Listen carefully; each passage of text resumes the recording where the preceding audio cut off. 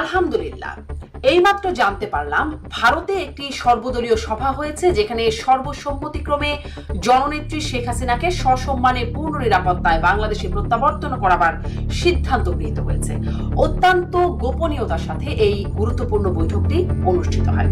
এটি আওয়ামী লীগ নেতা রাশেক রহমানের ফেসবুক পোস্ট, যাকে সমর্থন করছেন অধ্যাপক ডক্টর নাজমুল হাসান কলিমুল্লাহ তার নিজস্ব সূত্রের বরাত দিয়ে। এই খবরের উৎস কি, নাকি এটিও প্রপাগান্ডা? সত্য হলে কি উদ্দেশ্যে, কিভাবে প্রত্যাবর্তন করাবে ভারত, এসব বুঝতে তাৎক্ষণিক এই আয়োজন। অতিথি হিসেবে আছেন নাজমুল হাসান কলিমুল্লাহ এবং আছেন আওয়ামী লীগ নেতা রাশেক রহমান। প্রফেসর নাজমুল হাসান কলিমুল্লাহ এবং রাশেক রহমান, স্বাগত আপনাদের দুজনকে আজকের আয়োজনে।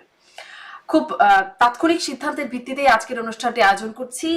রাশেক রহমান, আপনার একটি ফেসবুক পোস্ট এবং ডক্টর নাজমুল হাসান কলিমুল্লাহর কাছ থেকে কিছু তথ্য পেয়ে আমি আলোচনা। রাশেক রহমান, আপনি আপনার ফেসবুক পোস্টে লিখছেন যে আলহামদুলিল্লাহ, এইমাত্র জানতে পারলাম ভারতে একটি সর্বদলীয় সভা হয়েছে, যেখানে সর্বসম্মতিক্রমে জননেত্রী শেখ হাসিনাকে সসম্মানে পূর্ণ নিরাপত্তায় বাংলাদেশে প্রত্যাবর্তন করবার সিদ্ধান্ত গৃহীত হয়েছে। অত্যন্ত গোপনীয়তার সাথে এই গুরুত্বপূর্ণ বৈঠক অনুষ্ঠিত হয়।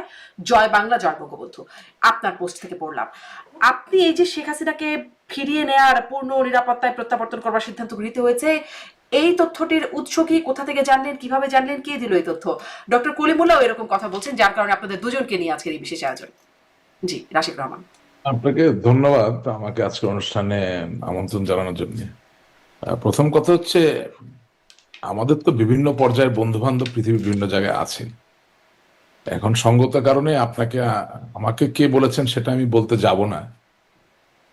তার থেকেও বড় কথা হচ্ছে যে আমার কাছে মনে হয়েছে যে নিউজটা খুবই প্রাসঙ্গিক বর্তমান পরিস্থিতির সাথে।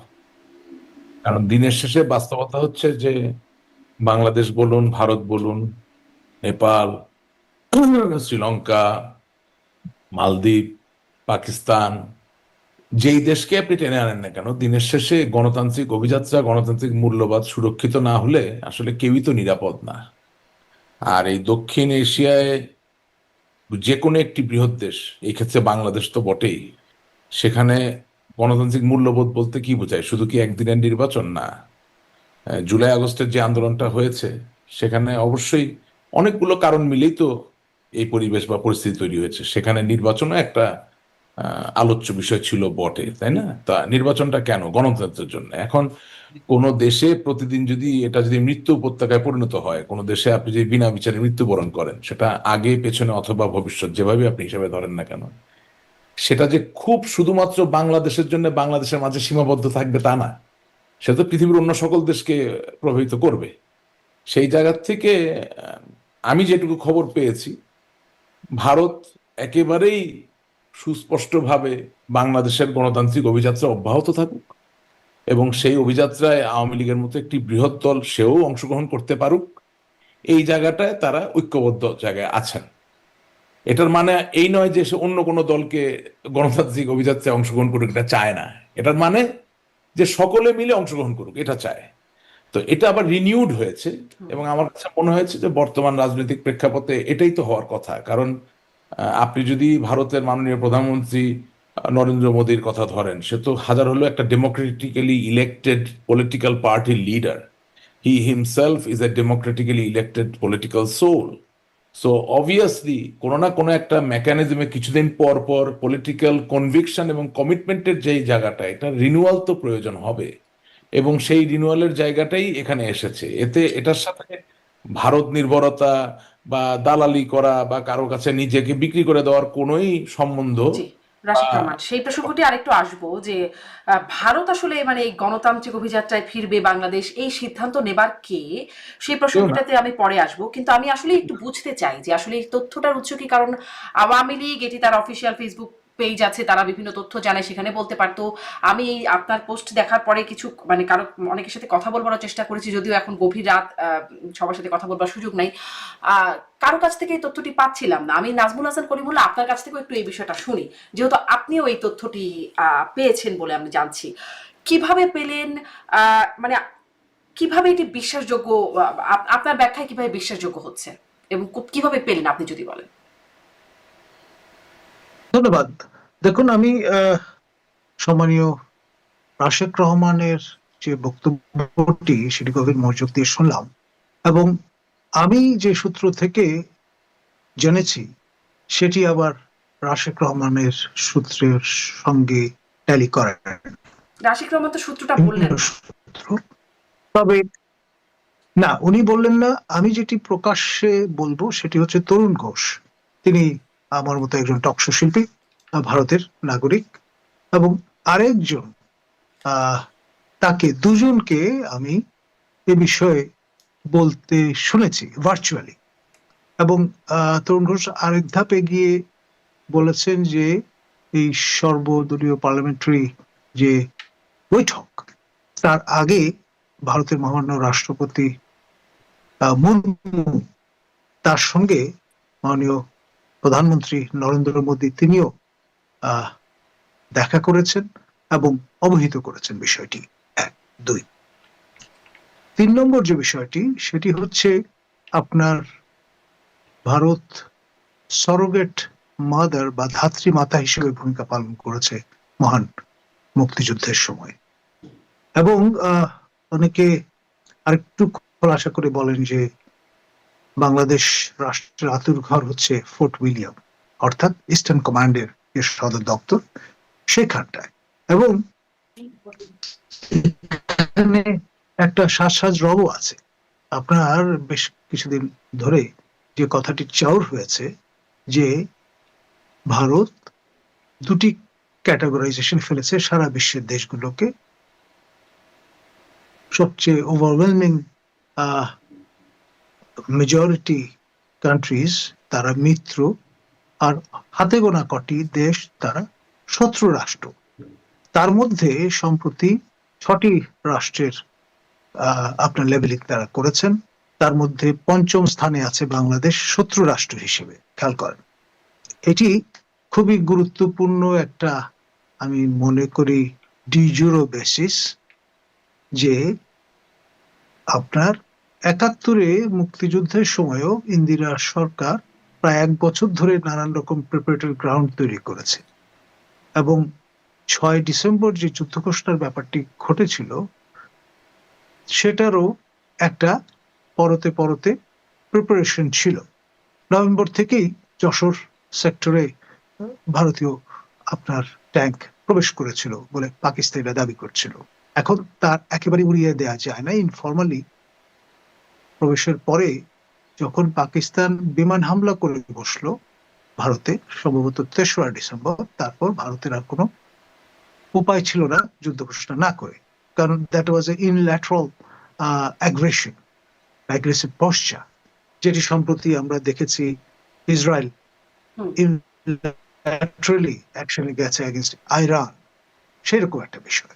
যাই হোক, ইতিহাসের অংশ। বাংলাদেশের সামনে কিছু একটা ঘটতে চলেছে, তার প্রিপারেটরি অংশ হিসেবে এই যে শত্রু রাষ্ট্র হিসেবে চিহ্নিত করা, তারপর আম পাঠানোর যে ম্যাঙ্গো ডিপ্লোমেসি, সেটার ভেতরের খবর যেটি, সেটি হচ্ছে আমরা পাঠিয়েছি আম, কিন্তু সবিনয়ে তা গ্রহণ করা হয়নি। শেষ পর্যন্ত দূতাবাসের আমাদের লোকজনই বা তার পরিবার পরিজন সেটা কনজিউম করেছেন।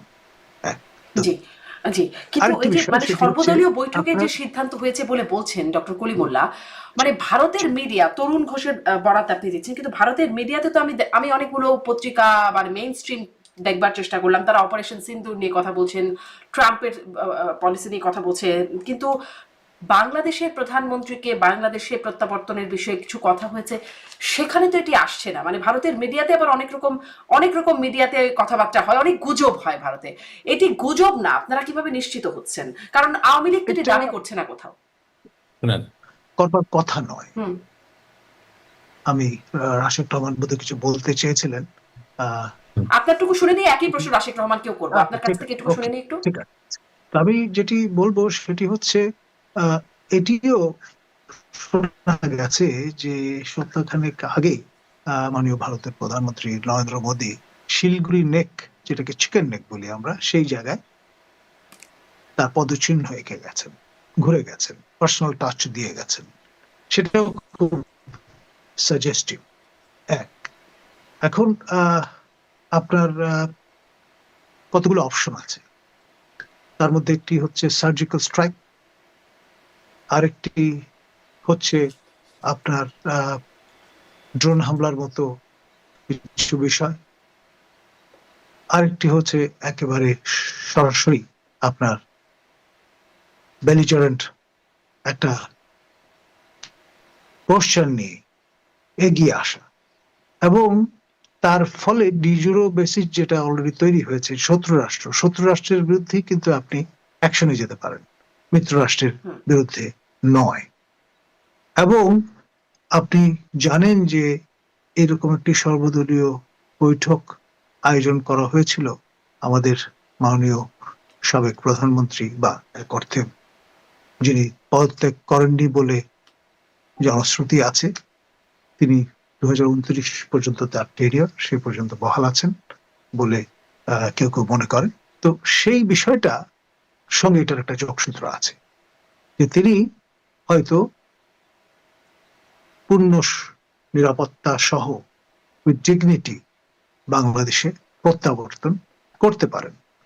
এবং সেই সঙ্গে আরেকটি সম্ভাবনা আছে হয়তো যে বর্তমান যে ইউনূস শাহী হুকুমত আছে, এই হুকুমতের আমলে হয়তো নয়, পরবর্তী আরেকটি হুকুমত যেটি আপনি আরো আলোচনার জায়গা তৈরি করছেন যে ইউনূস হুকুমতের আমলে নয়, পরবর্তী আরো কিছু হবার একটা জায়গা আপনি দেখতে পাচ্ছেন কিন্তু হয়তো বা আগামী মাসে। আমি আপনার কাছে গুরুত্বপূর্ণ কথা বলেছেন, আমি আসবো আপনার কাছে যে ইউনূস হুকুমতের পরে আগামী মাসে হয়তোবা নতুন হুকুমত আসবে, সেটা নিয়ে কথা জানতে চাইবো। রাশেক রহমান, এই আপনার কাছে ওই একই প্রশ্ন, আপনি তথ্যটা ডক্টর কলিমুল্লাহ যেমন একজনের বরাত দিয়ে বলছেন বা কিছু বরাত দিচ্ছেন, আপনি কোনো তথ্য সূত্র বলছেন না, কিন্তু আপনার কাছে আপনার দল বলছে না, মানে দলের অফিসিয়াল বলার জায়গা আছে, দলের মুখপাত্র হিসেবে দাবি করে কেউ বলছে না, ভারতের কোনো গণমাধ্যম বলছে না, আপনি আসলে কেন বলছেন? মানে দল থেকে কোনো দায়িত্বপ্রাপ্ত হয়েছেন আপনি এটা বলবার জন্য? আচ্ছা, প্রথম কথা হচ্ছে যে দলের মুখপাত্র আছে নাকি কেউ? জানা নাই, মাঝখানে কয়েকজন দাবি করেছেন, কিন্তু কেন আপনি এত বড় প্রোগ্রাম করতেছেন? আমি বলেছিলাম আপনাকে, আমাদের একটা কথা হয়েছে, মোহাম্মদ আরাফাত একটা সময় বলেছে, দাবি করেছেন মুখপাত্র হিসেবে। তাহলে যেটা হয় কি যে আমাকে যে আপনি আমন্ত্রণ জানালেন না, ওই জায়গাটাকে ছোট করা হয়ে যায়। দলের মুখপাত্র আছে কিনা আপনিও জানেন না, আমি বিশ্বাস করি। ওই একবারই দেখে জেনেছিলাম, তারপরে আর জানি না। বিবিসিও মুখপাত্র বলে বরাত দিচ্ছে, কিন্তু নাম বলে না। আপনি তো একজন প্রতিষ্ঠিত গণমাধ্যম কর্মী, আপনি তো কোনো কাগজ পান নাই। বাংলাদেশ আওয়ামী লীগের মুখপাত্র হতো মুখের কথা না, আমি এসে বললাম আমি আগামীকালকে থেকে মুখপাত্র, ব্যাপারটা তো এরকম না। বাংলাদেশ আওয়ামী লীগের একটা সেন্ট্রাল কমিটি আছে, বাংলাদেশ আওয়ামী লীগের একটা প্রেসিডিয়াম আছে, সকলে মিলে একটা সিদ্ধান্ত নিবেন। হ্যাঁ, সেখানে আপনি অফিসিয়ালি জানবেন, ওই যে যেটা বললেন যে বাংলাদেশ আওয়ামী লীগের অফিসিয়াল পেজ, তার মাধ্যমে জানবেন যে অমুক আমাদের আজকে থেকে মুখপাত্র। It's a very big post, it's not a small thing. তো এখন আমি তো আর কখনো আওয়ামী লীগের মুখপাত্র হিসেবে নিজেকে দাবি করিনি। আমি আপনাকে আপনার অনুষ্ঠানে সবসময় বলেছি যে আমি আওয়ামী লীগের একজন সমর্থক, এবং আমি শক্তভাবে বিশ্বাস করি, এখনো বলছি, যে বঙ্গবন্ধু শেখ মুজিবুর রহমান বাংলাদেশের যে রাজনৈতিক পট ইতিহাস, এর থেকে তাকে অস্বীকার করার কোনো সুযোগ নেই। সেই জায়গা থেকে ধরেন যদি বাংলাদেশ না থাকে, কথার কথা বলছি, কোনো একদিন এটা জলে ডুবে গেল, পানিতে ডুবে গেল, হ্যাঁ, বন্যার কারণে বা অতি প্লাবনের কারণে বা গ্লোবাল ওয়ার্মিং এর কারণে, এখন আমার ধরেন ইলন মাস্কের মাধ্যমে মঙ্গল গ্রহে গিয়ে জায়গা হলো, তখনও আমি বিশ্বাস করেন, আমি বাংলাদেশের কথা যখন উঠবে আমি বঙ্গবন্ধুর কথাই তো বলবো। বঙ্গবন্ধুর কথা ছাড়া তার বাংলাদেশ হয় না, ঠিক আছে? আমি একজন আওয়ামী লীগের সমর্থক হিসেবে আমার বিভিন্ন শ্রেণী পেশার বন্ধু বান্ধব আছে, বিভিন্ন দেশে বিভিন্ন অবস্থানে আছে। এখন অবশ্যই যারা কিছু সেন্সিটিভ সংবেদনশীল তথ্য আমাকে দেন, তারা তো একটা বিশ্বাসের জায়গা থেকে দেন।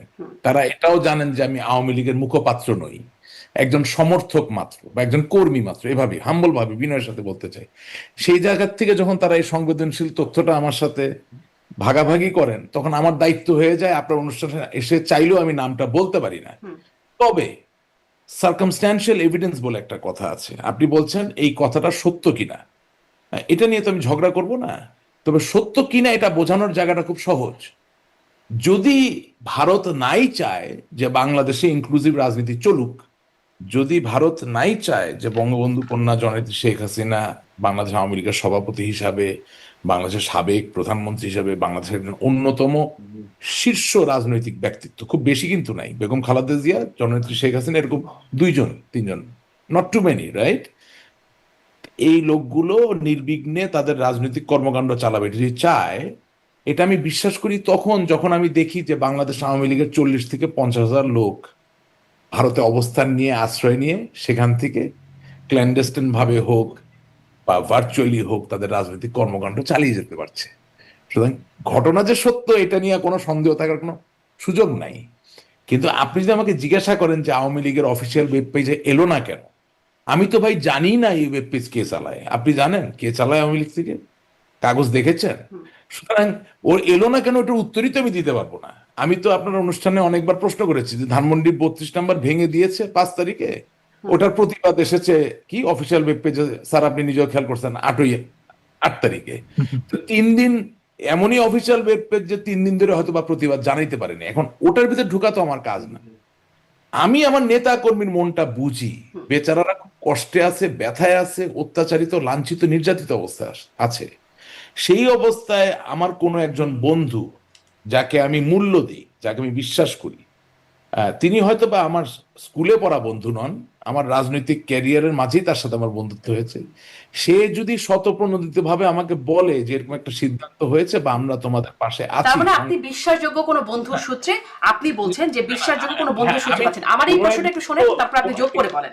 প্রশ্নটা হচ্ছে এই যে তাহলে আপনি বলছেন যে এটা সংবেদনশীল তথ্য, আপনি এটি প্রকাশ কেন করছেন? না, আমি প্রকাশ কেন করছি বলছি, এটা একটা মজার ব্যাপার। আপনি আবার হ্যাঁ, এটা ওটা জন্য একটা স্পেস দিতে হবে বলতেছি। তো যেটা হচ্ছে যে কোনো একদিন নিশ্চয়ই এই বন্ধুর কথা তো আমি বলতে পারবো, এখন তো বলবো না। বললে তো যেটা প্রাসঙ্গিক তথ্য সেটা আমি আর ভবিষ্যতে পাবো না। ওনারও আসলে আমাকে যে তথ্য দেওয়ার কথা তা না, আমি অকপটে স্বীকার করছি I am acting like a whistle blower. কিন্তু আল্লাহ তাআলা আমাকে রক্ষা করুন, কারণ মাঝে মাঝে হুইসেল ব্লোয়ার তো হতে হয়, আমার দলটার জন্যই তো হতে হবে। আমি তো এই দলটাকে ভালোবাসি। আওয়ামী লীগ নিশ্চিহ্ন হয়ে যাবে, বাংলাদেশের স্বাধীনতার সাথে সম্পর্কিত কোনো দল বাংলাদেশের রাজনীতি করতে পারবেন এটা তো আর মানতে পারছি না, আপনি যত যা কিছুই বলেন।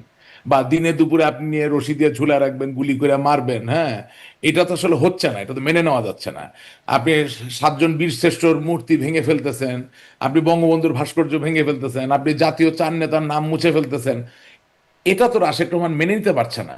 হ্যাঁ, আমি নিরুপায়, আমি দুর্বল, ঠিক আছে, আমি শারীরিকভাবে প্রতিবাদ করতে পারছি না, কিন্তু মানসিক জায়গা থেকে কি আমার প্রতিবাদ করার কোনো সুযোগ নাই? বা আমি আপনার অনুষ্ঠানটাকে ব্যবহার করে কি আমার মৌখিক যে প্রতিরোধ সেই জায়গাটাকে আমি জারি করতে পারি না? আমি সেটাই করছি। এখন আপনি যেটা বললেন যে আমি কেন গোপন রাখছি না, আমার জন্য তো খবরটা গোপন না, আমাকে তো কেউ গোপনীয়তার শপথ পড়ায় নাই।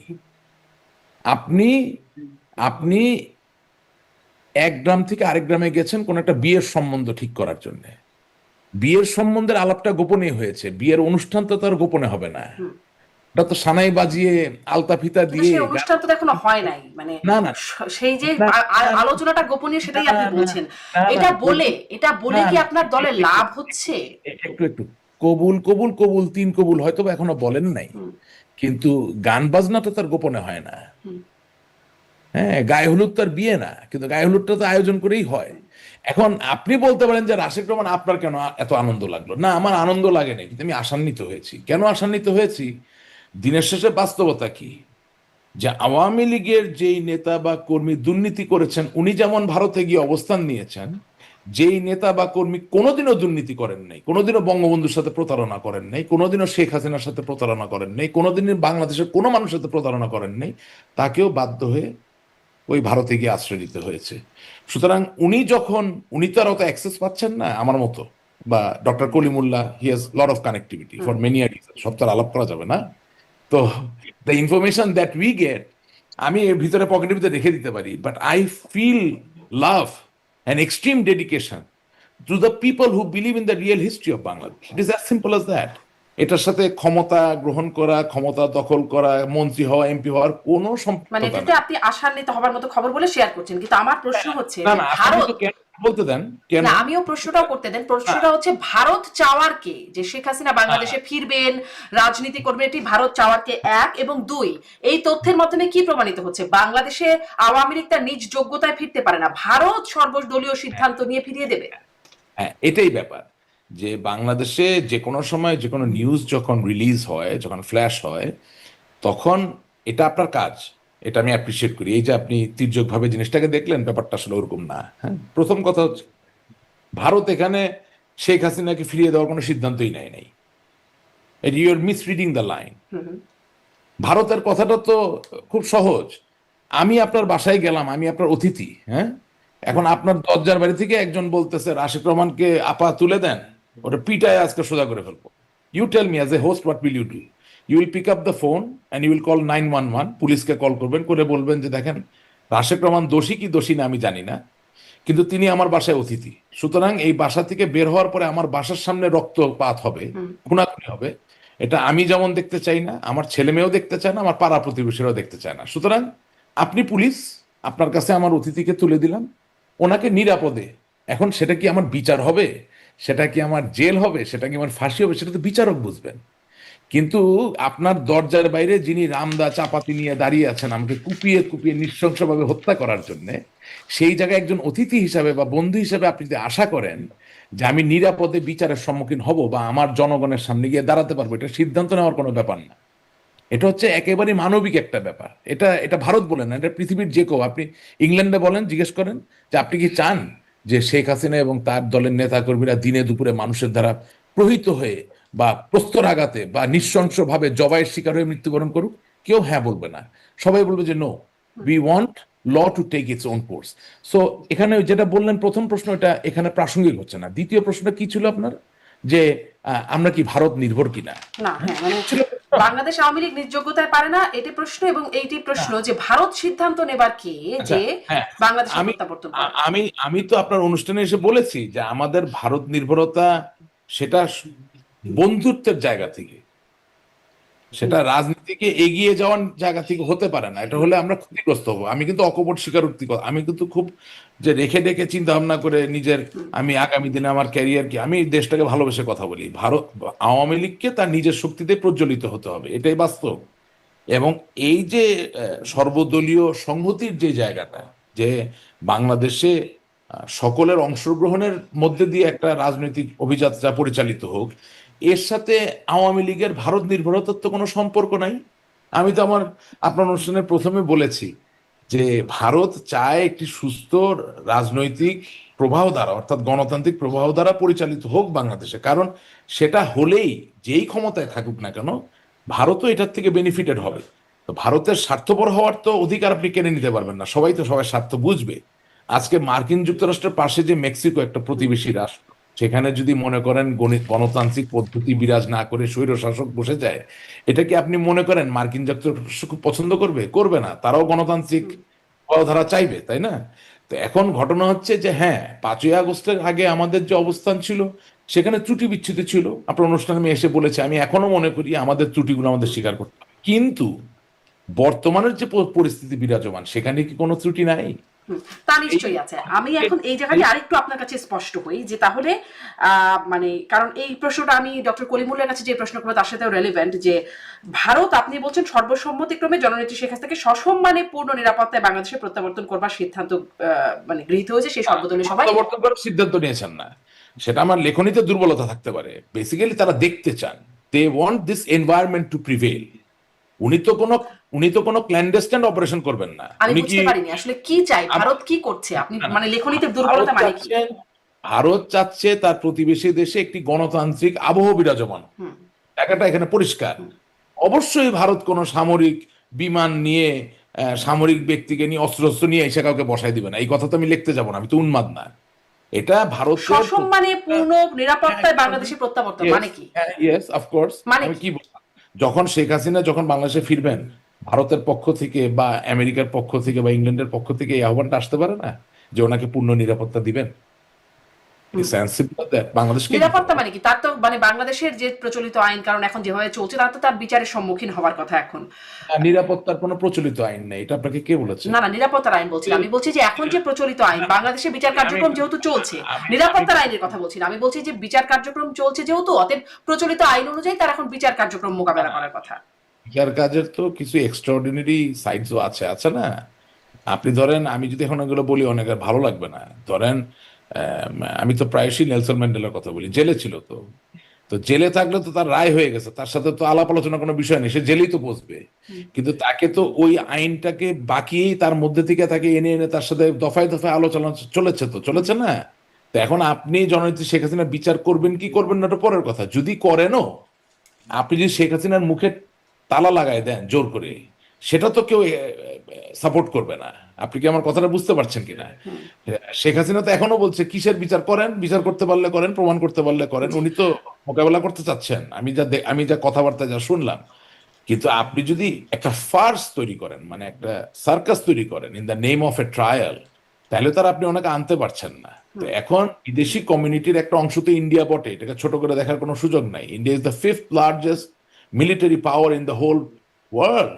Not only that, they are now within the first 5 economic powers of the world, correct? And growing.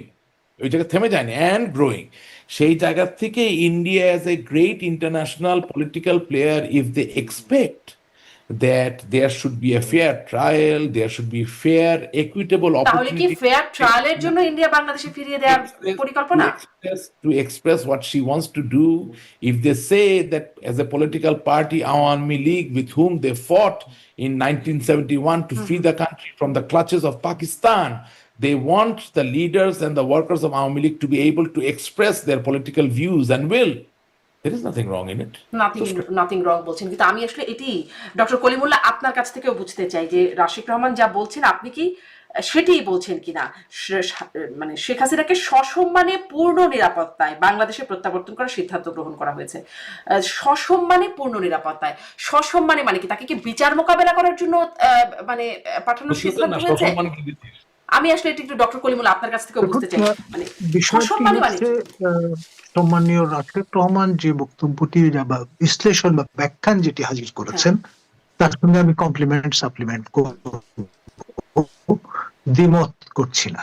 এক যে বিষয়টি সেটি হচ্ছে উইথ ডিগনিটি, সম্মানের সঙ্গে সেলফ রেসপেক্ট বলে একটা বিষয় আছে। খেয়াল করে দেখেন, আপনার আমাদের মাননীয় সাবেক প্রধানমন্ত্রী বা এখনো কেউ কেউ বলেন যেহেতু তিনি পদত্যাগ করেননি বা তার পদত্যাগপত্র পাওয়া যায়নি, সেটা নিয়ে একটা ধোঁয়াশা আছে,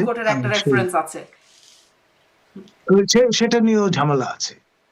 তাহলে খোলাসা করে বলতেই হবে, মাননীয় তৎকালীন প্রধান বিচারপতি এবং আরেকজন মাননীয় বিচারপতি দুজনেই সেনা হেফাজতে ছিলেন 5 তারিখ অনওয়ার্ড।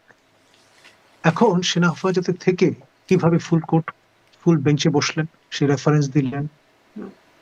এখানে কোন রকমের হায়াটাস বা ঝামেলা আছে। তারপরে যে বিষয়টি সেটি হচ্ছে একজন দণ্ডিত ব্যক্তি, আমাদের মাননীয় বর্তমান প্রধান উপদেষ্টা professor doctor Yunus, Nobel laureate, তিনি যখন শপথ গ্রহণ করেছেন তখন কিন্তু দণ্ডিত ব্যক্তি হিসেবে শপথ গ্রহণ করেছেন। আমাদের সিনিয়র সাংবাদিক এ কে এম পাটোয়ারি যখন এই বিষয়টা নিয়ে টক শোতে এটা ইস্যু হিসেবে তুললেন, তখন তড়িঘড়ি করে তার এই দণ্ডমুক্তির ব্যবস্থা হলো। খেয়াল করেন, মানে একটার পর আরেকটা, মানে একটা ত্রুটি থেকে মানে তার তো রায় হবার কথা ছিল যেদিন কথা, তাহলে হয়নি। বিষয়টা হচ্ছে তিনি যেদিন শপথ গ্রহণ করেছেন সেদিন তিনি দণ্ডিত ব্যক্তি হিসেবেই শপথ গ্রহণ করেছেন। এটা একটা প্রেসিডেন্স তৈরি করলো। কিন্তু ভবিষ্যতে কেউ যদি সরকার প্রধান হন দণ্ডিত অবস্থায়ও, তাহলে এই যে প্রেসিডেন্স তৈরি হলো সেটা দেখে করা যাবে, কেউ মন্ত্রী হতে পারবেন দণ্ডিত অবস্থায়। আইনের যে প্র্যাকটিস, যে আপনি যদি পুরনো কোনো দৃষ্টান্ত দেখাতে পারেন এট হোম অর অ্যাব্রড, তাহলে সেটি দিয়ে আপনি ভবিষ্যতে একই ধরনের কাজ করতে পারবেন। স্পিরিট অফ দ্য ল তাই বলে। জি, মানে তাহলে ওই যে সসম্মানে এখানে নানান রকমের গোজামিল আছে, এখানে নানান রকম গোজামিল আছে, মানে পটভূমিতে সেই বিষয়গুলো ফোরফ্রন্টে আসবেই। কদিন লুকিয়ে রাখবেন? কদিন আপনি কোর্সিভ একটা স্টাইলে সবার মুখ বন্ধ করে রাখবেন? সেটা তো সম্ভব হবে না। জি, মানে আপনার বাক স্বাধীনতা বলতে একটা বিষয় আছে, তাই না? এখন ধরুন রাশেক রহমান দেশের বাইরে আছেন, তিনি যতটা ফ্রিলি কথা বলতে পারছেন, আমি হয়তো অতটা ফ্রিলি কথা বলতে নাও চাইতে পারি, মানে কিন্তু বিষয়টা ফ্রিলি কথা বলতে চাইতে মানে ভয় কিসের? ভয় ডেফিনেটলি আছে। আপনার যে কোনো সময় আমার শ্রদ্ধেয় জ্যেষ্ঠ সহকর্মী প্রফেসর আবুল বারকাতকে কদিন আগে কথা নেই বার্তা নেই মাঝরাতে তুলে নিয়ে যাওয়া হুম, হুম, হয়েছে। হুম। শিক্ষক মানুষ কি মানে এবং সেই তিনি ভয়টা আপনারও আছে। আচ্ছা, আপনি বলছিলেন জি, সেটি ভয় বুঝলাম, স্পষ্ট একদম। মানে তাকে সসম্মানে ফেরানোর পরিকল্পনাটা কিরকম? আপনি বলছিলেন যে ডক্টর ইউনূসের হুকুমতে না হলেও হয়তো আগামী মাসেই, সেই বিষয়টাকে একটু স্পষ্ট করবেন, মানে কি আগামী মাসে কি? দেখুন, আপনার যে অবস্থাটা তৈরি হয়েছে গোপালগঞ্জে, এটা কি মেটিকুলাস ডিজাইনের অংশ না? এই প্রশ্নটা কেউ কেউ তুলছেন। আবার কেউ কেউ বলছেন যে মাস্টার মাইন্ড যারা, তারা হোমওয়ার্ক করেই গিয়েছেন বাঘের মতো তর্জন গর্জন করতে করতে। আবার ফিরবার সময় আমরা দেখলাম মার্জার বা বেড়ালের মতো সাজোয়া জানে মাথা নুইয়ে ঢুকে পড়ছে। মানে তাদের সেই মর্দানি আর অবশিষ্ট নেই। তো এই বিষয়গুলো এবং তার প্রতিক্রিয়ায় জেলা প্রশাসন যে ব্যর্থতার পরিচয় দিলেন, ব্রিটিশ আমল বলুন, পাকিস্তান আমল বলুন, বাংলাদেশ আমল বলুন, সবসময় আমরা দেখছি জেলা প্রশাসন কোনো গোলমালের আশঙ্কা করলে তৎক্ষণাৎ 144 ধারা জারি করার ঘোষণা দিয়ে দেন। এখানে ট্যাগিং এর ভয়ে জেলা প্রশাসন আপনার সেটা থেকে বিরত থাকলেন, এবং আপনার যখন লাইভ অ্যামুনিশন ব্যবহার হলো, মানুষের মৃত্যু ঘটলো, তারপর তারা 144 ধারা জারি করলেন, দায় সারলেন। তারপর আবার সেটাতেই শেষ হলো না, বিষয়টা সান্ধ্য আইন জারি করা হলো, এবং সান্ধ্য আইন জারি করে সেটা আবার এক্সটেন্ড করা হলো, তারপর আবারও 144 ধারা জারি করা হলো, এবং তারপর হুট করে আবার এই যে মেসেজটা কিছু কিছু ক্ষেত্রে চাউর হয়েছে, ফলে তড়িঘড়ি করে আপনার যেখানে পিনাকি ভট্টাচার্য প্যারিসে বসে একটা পরিকল্পনা আনফোল্ড করলেন যে হে গোপালগঞ্জবাসী, তোমরা মেইন স্ট্রিমের সঙ্গে যদি যুক্ত হতে চাও, this is almost like last call, এখনই সময়, তোমরা রাজি হয়ে যাও, আর তা না হলে তোমাদের বিরুদ্ধে অবরোধ রচনা করা হবে 1 মাসের জন্য, খাদ্য সরবরাহ বন্ধ করে দেওয়া হবে, ঔষধপত্র যাবে না, বিদ্যুৎ জল গ্যাস সব বন্ধ করে দেওয়া হবে, যে সরকারি দপ্তরগুলো আছে সেখানে যারা সেবা দান করছেন তাদের সবাইকে উইথড্র করে নিয়ে আসা হবে, এবং যেটাকে আমরা কোস্ট আর্থ পলিসি বা পোড়ামাটি নীতি বলি সেটি অবলম্বন করা হবে। 1 মাস সময়ের মধ্যে যারা বেরিয়ে আসবেন তারা আর কখনো ফেরত যেতে পারবেন না, এবং 1 মাস পরে যেটি হবে সেটি হচ্ছে এই অঞ্চলের নামও পাল্টে দেওয়া হবে। গোপাল নামটার সঙ্গে ঠাকুরের একটা সংস্পর্শ আছে, সনাতন ধর্মাবলম্বীদের একটা বিষয় আছে, মধুয়া সম্প্রদায়ের একটা সংশ্লেষ আছে, সুতরাং এটাকে চিরতরে কবর দিয়ে সেখানে হয়তো একটা আরবি বা ফার্সি নামের কোনো গঞ্জ জুড়ে দেওয়া হবে। যেমন পাকিস্তানিরা নেত্রকোনা বা এইসব আশপাশের অঞ্চলগুলোকে কোনটার নাম দিয়েছিলেন নেসারাবাদ, কোনটার নাম দিয়েছিলেন কায়দাবাদ, সেরকম একটা ইসলামীকরণ চলবে। এই হুমকি দেওয়ার পর আমরা দেখলাম খুব তড়িঘড়ি করে সান্ধ্য আইন, তারপর যেটাকে বলে 144 ধারা জারির যে বিষয়টা, সেটা উবে গেল। এই যে সর্বশেষ হঠাৎ করে আপনার 180 ডিগ্রি সমারসল্টে চলে যাওয়ার যে দৃষ্টান্তটা প্রশাসন দেখালো, এর সঙ্গে এই সর্বদলীয় ঐকমত্যের একটা সম্পর্ক থাকলেও থাকতে পারে। কিন্তু আপনি এটাকে মানে 180 ডিগ্রি টার্ন কেন বলছেন? মানে সব সময় তো আর কারফিউ জারি থাকবে না বা সান্ধ্য আইন জারি থাকবে না, এক সময় তো উঠাবেই। কিন্তু ওই যে পিনাকি অঙ্গুলি হেলনের দেশে উঠে বসে, তিনি যেহেতু এরকম একটা পলিসি আনফোল্ড করে দিয়েছেন, ধরেই নেওয়া হয়েছিল যে অ্যাকর্ডিংলি এই পলিসিটা পার্সু করা হবে।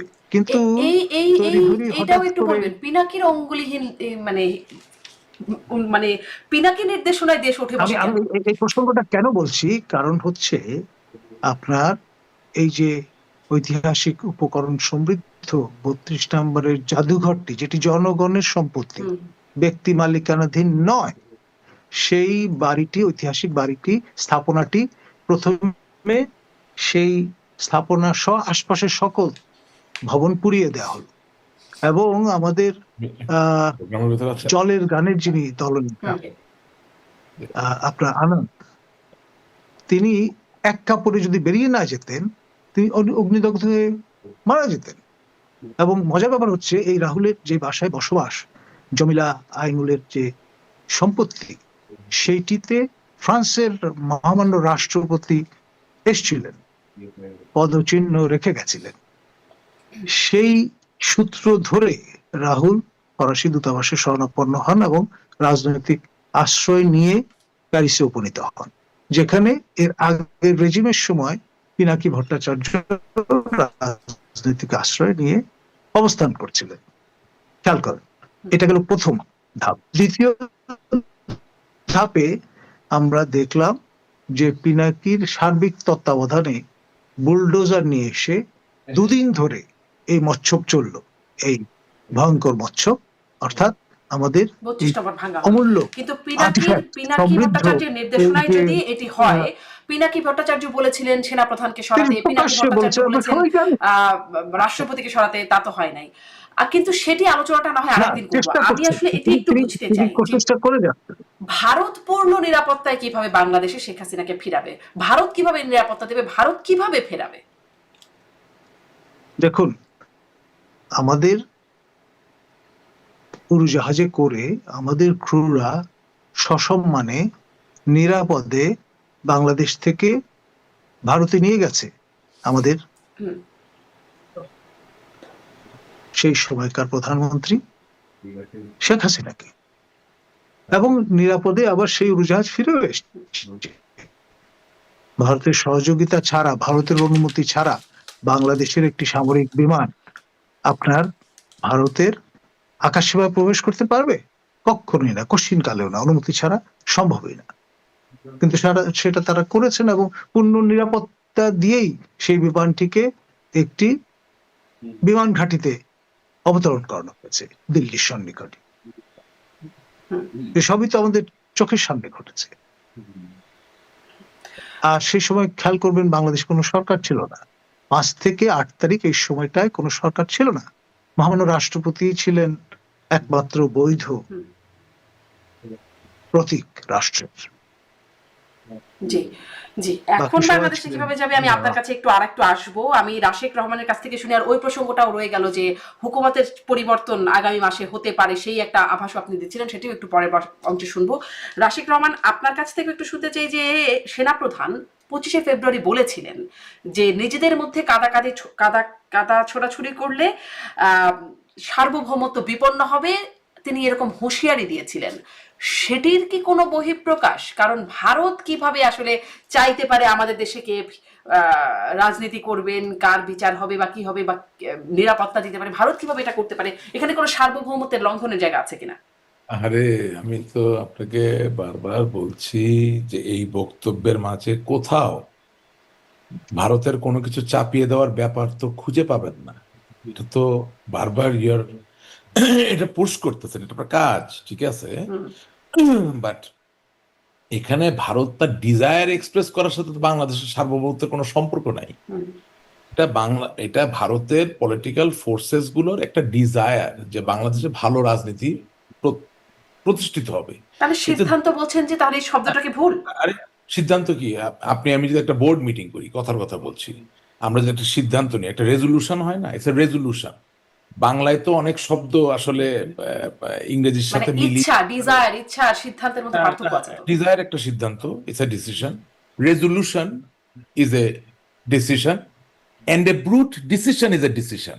এখন ইংরেজিতে একটা সুবিধা আছে, কিছু কিছু শব্দের 6-7টা শব্দ পাবেন, বাংলায় সেখানে কিছু সীমাবদ্ধতা আছে। এই জন্য তো জন মেইনার্ড কেইনস বা অ্যাডাম স্মিথের যে ইকোনমিক যে থিওরিগুলো ইকোনমিক্সের, সেগুলোকে সম্পূর্ণ ভালোভাবে বাংলায় করা যায় নাই।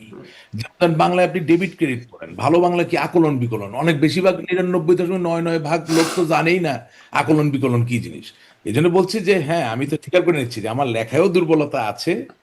আবার আপনার কাজ বুঝতে চাওয়া, আমি আপনাকে বোঝানোর চেষ্টা করছি সিদ্ধান্তটা কি। সিদ্ধান্তটা একটা খুবই প্রাসঙ্গিক যৌক্তিক চাওয়া, সেটা আমার প্রতিবেশী তার পাশে গণতন্ত্র প্রকাশিত হবে, প্রস্ফুটিত হবে, সমুন্নত হবে, এই চাওয়ায় তো দোষের কিছু নাই।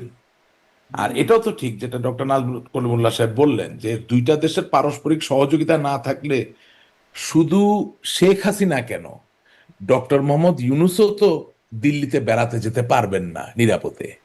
দুজনের সহযোগিতা তো লাগবে। এখানে তো একটা সার্ভারের সাথে আরেকটা সার্ভার, যখন আপনি আমি জুমে সংযুক্ত আছি, আমাদের তো you are in a different state, I am in a different state, and doctor Nazmul Hasan Kalimullah is in a different country altogether. So there are many servers which are shaking hands with each other. So যে কোনো জিনিস smoothly করতে গেলে সেই হ্যান্ডের হাত মেলানোর যে ব্যাপার, এটা তো not only metaphoric, it is very practical and a reality also. আমি একটু এই জায়গাটায় আসি। শুনেন, আমাদেরকে সামনে এগোতে হবে। সামনে এগোতে হবে মানে কি, বাংলাদেশের ভালোর জন্য রাজনীতিকে সামনে নিতে হবে। এখন ডক্টর কলিমুল্লাহ যেই কথা বললেন তার অনেক কথার সাথে আমি একমত, অনেক কথার সাথে আমি একমত না, কিন্তু এটাই সৌন্দর্য। এবং 5ই আগস্টের পরে একটা জিনিস হয়েছে, আমি খুব নিবিড়ভাবে যারা এই গণ অভ্যুত্থানের সাথে যুক্ত ছিল তাদের অনেকের কথা শুনি টেলিভিশনে বা টক শোতে। আমার কাছে মনে হয় যে তারা ইন্টেলেকচুয়াল একটা পার্সুটের জায়গা, রং অর রাইট, সঠিক হোক বা ভুল হোক, দাঁড়া করানোর চেষ্টা করতেছে। তার মানে হচ্ছে দিনের শেষে সংগ্রামটা শুধু মাঠে না, সংগ্রামটা একেবারে ইন্টেলেকচুয়ালি একাডেমিক ভাবেও করতে হবে। হ্যাঁ, আমার সাথে আমি আশা করি আমাদের শিক্ষাবিদ মহোদয় উনি একমত হবেন। আমি সেই জায়গা থেকে বলতে চাচ্ছি, দেখেন খোমেনি যখন ফিরে আসলো ইরানে, পাহলভি সার ইরানে, তখন তো খোমেনির নামে সাদা ছিল, সে তো শপথ গ্রহণ করেছে, ঠিক আছে না?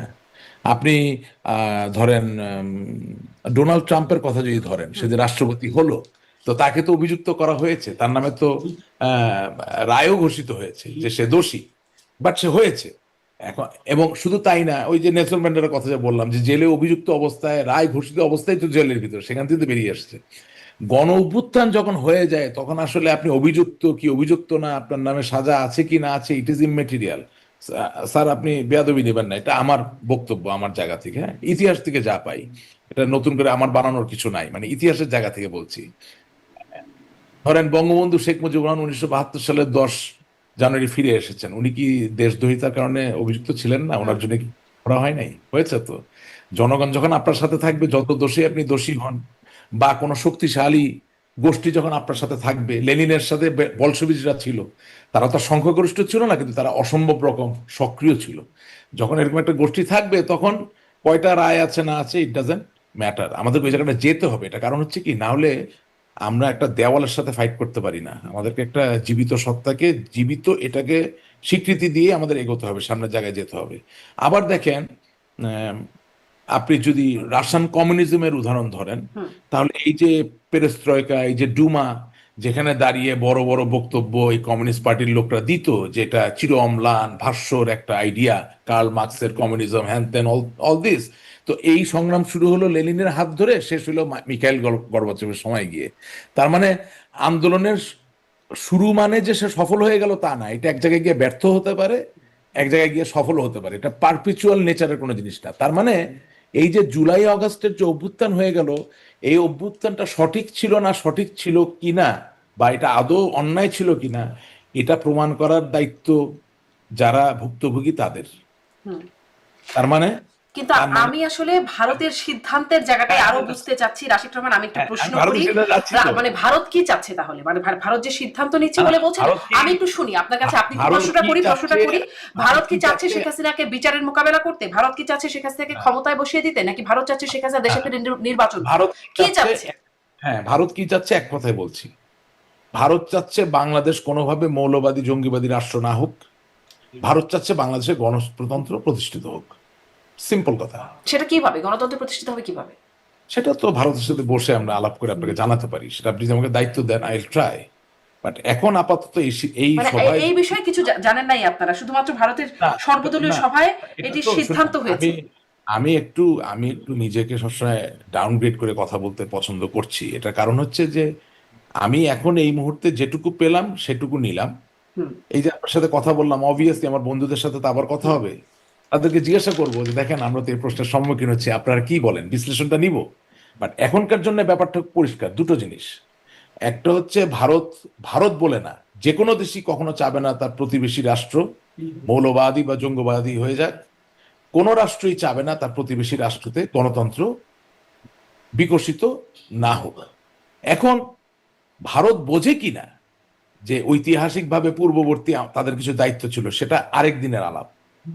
আওয়ামী লীগ বোঝে কিনা, তার পূর্ববর্তী সময় কিছু করার ছিল কিনা, সেটা নিশ্চয়ই আরেক দিনের আলাপ। কিন্তু আজকের আলাপটা হচ্ছে যে ভারতের রাজনৈতিক সংহতির জায়গা হচ্ছে ভারত চায় বাংলাদেশে গণতন্ত্র বিকশিত হোক, প্রতিষ্ঠিত হোক। আর এটার ডিরেভেটিভ ক্যালকুলাসের মতো যদি ডিরেভেটিভ করেন, মানে যদি ডিরাইভ করার চেষ্টা করেন, তাহলে আপনি যেটা পাবেন যে বাংলাদেশের রাজনীতির পটে আপনি শুধুমাত্র বিএনপি কে নিয়ে যেমন দাবি করতে পারবেন না যেটা গণতান্ত্রিক রাষ্ট্র, আবার আওয়ামী লীগকে বাদ দিয়ে আপনি দাবি করতে পারবেন না যেটা গণতান্ত্রিক রাষ্ট্র। সো কিছু কথা আছে মানুষের মুখে বলা লাগে না। তো ভারত তো এতদিন চাইলো না, মানে ভারত যদি গণতান্ত্রিক রাষ্ট্রই চায় তো এতদিন তো চাইলো না। বিএনপি কে যখন নির্বাচন থেকে বাদ রাখা হলো, বিএনপি জামাত, তখন তো আসলে ভারত চায়নি। সেটা তো এই যে আমি আমি যখন একটা কথা বলি, আমি কথাটা বললাম কেন যে ভারত তার ঐতিহাসিক দায়িত্ব পূর্বে পালন করেছে কিনা সেটা আরেকদিন আলাপ করতে হবে, করাই যাবে। হ্যাঁ, সেটা তো উনি একজন বিশিষ্ট নির্বাচন পর্যবেক্ষক, উনিও এই বিষয়ে ওনার মতামত দিবেন। আবার আওয়ামী লীগের জায়গা থেকে আওয়ামী লীগ দায়িত্ব পালন করেছে কিনা সেটাও আরেকদিন আরেক অনুষ্ঠানে আলাপ করা যাবে। কিন্তু আজকের এই টপিকটা যেহেতু প্রচন্ড রকম গুরুত্বপূর্ণ একটা ব্যাপার, আমি নিজেও অনেক প্রশ্নবানের সম্মুখীন হয়েছি। মার্কিন যুক্তরাষ্ট্র, সুইডেন, ইংল্যান্ড, ইন্ডিয়া, বিভিন্ন জায়গা থেকে মানুষ আমাকে ফোন করছে। মানে আওয়ামী লীগেরও অনেক লোক বিশ্বাস করে না যে ভারতের নেতৃবৃন্দরা চায় বাংলাদেশে গণতন্ত্র বিকশিত হোক। এটা একটা অ্যামেজিং ব্যাপার। ধরেন আমাকে ফেসবুকে গালিগালাজ করতেছে না বুঝেই, কি বুঝলো আল্লাহ খোদা ছাড়া কেউ জানে না। আরে ভাই, আপনি সোনিয়া গান্ধী হন, আপনি নরেন্দ্র মোদী হন, কি আপনি মমতা ব্যানার্জি হন, আপনি যদি ভারতের দায়িত্বে থাকেন, আপনি কি চাবেন নাকি যে আপনার পাশের দেশে গণতন্ত্র চলে না? এটা না এতদিন বুঝতে তো চাইলেন, মানে এটা তো পরীক্ষিত না, যে না, চাইতে না, তো পারেই পাশের শুনেন, দেশে। এটার কারণ হচ্ছে যে ডিসকোর্সে বিলিভ করা, বিশ্বাস করা, নেতা কর্মীর যে সাংস্কৃতিক পরিবর্তন এবং বিবর্তনের জায়গা, সেটাকে আমরা নিশ্চিত করি নাই। আমরা হঠাৎ করে নতুন কোনো কথাকে সহজে গ্রহণ করতে পারি না। আমাদের জীবনটা অকারণে জটিল। শুনেন, বাংলাদেশের এখন এমন এক অবস্থা, বাংলাদেশের এই সময়ে যদি নিজামুদ্দিন আউলিয়া জন্মগ্রহণ করতো ডাকাত হিসাবে, মানে ডাকাত নিজামুদ্দিন হিসাবে, আপনি লিখে রাখেন আমার কাছ থেকে, উনি আউলিয়া হতে পারতেন না। কারণ ডাকাতের সংখ্যা এত বেশি হয়ে গেছে। এই নিজামুদ্দিন যখন ডাকাতির থেকে নাম খারিজ করতেন, কেটে দিতেন, তখন অন্য ডাকাতরা এমন গালিগালাজ করতো, সে চিন্তা করতো বাবা আমার আউলিয়া হওয়ার দরকার নেই, আমি ডাকাত ছিলাম, ডাকাতই থাকি। ব্যাপারটা হচ্ছে যে এই দেশে সুস্থ স্বাভাবিক যুক্তিসঙ্গত কোনো কথা তো আপনি কোথাও বলতে পারছেন না। আপনি না তত্ত্বাবধায়ক এই সরকারের সাথে বলতে পারেন, না আপনি বিএনপির সাথে বলতে পারেন, না আপনি আওয়ামী লীগের সাথে। আমি আপনাকে একদম অকপট একটা কথা বলি, অনেকে পছন্দ হবে না কথাটা। আপনি সারাদিন ডক্টর ইউনূসকে গালি দেন, দিতে পারেন, এটা তো আপনার গণতান্ত্রিক অধিকার। কিন্তু আপনি যে পরিসংখ্যান নিয়ে বসেন, হ্যাঁ, তো বাংলাদেশ আওয়ামী লীগের যত মামলা হয়েছে মিথ্যা মামলা, সেই মামলার 99% মামলা মিথ্যা মামলার বাদী কে? ডক্টর ইউনূসের সরকার, জামাতে ইসলামী নাকি বিএনপি? বিএনপি। আপনি ইউনূসকে গালি দিচ্ছেন কেন? আপনি তো জানেনই না কাকে গালি দিতে হবে। আপনার রিয়েল প্রবলেমটা কার সাথে নেগোসিয়েশন করতে হবে। আমি ওয়ার্ডটা কিন্তু বলছি নেগোসিয়েশন, শত্রু বলি নাই। আপনি যদি কাউকে ভুগিয়ে থাকেন, কারোর সাথে যদি ভোগান্তির সম্পর্ক তৈরি করে থাকেন, আর তো হাতটা ধরে বলতে হবে ভাই যা হয়েছে হয়েছে, আসার সামনের দিনে চলেন একটা কিছু একসাথে করি, বা ভাই এত রাগ করছেন কেন ভাই, ভাই না ভালো ভাই, আমি আমার কষ্ট হচ্ছে, আসেন ভাই বুকে আসেন, কিছু তো একটা করতে হবে, তাই না? এই ভাই না ভালো ভাই বুকে আসেন, এই কথাটা কে বলবে? এই কথাটা কার কার জায়গা থেকে বলছেন? সে কে বলবে সেটা পরের কথা। আপনার অনুষ্ঠানে আমি বহুদিন বলেছি, এটা যে কোনো জ্ঞানী গুণী শিক্ষিত মানুষও একমত হবে। এই কথাটা কি এখন আপনি আপনার জায়গা থেকে বলছেন? শেখ হাসিনা তো এই কথা বলছেন বলে মনে হচ্ছে না। তিনি বরং বলছেন কত ধানে কত চাল দেখে নেবেন, মামলা মোকাবেলা করতে ফিরবেন তিনি। আপনি অবশ্যই আমাকে এই অনুষ্ঠানে শেখ হাসিনা কি বলছেন সেটা শোনার জন্য ডাকেন না।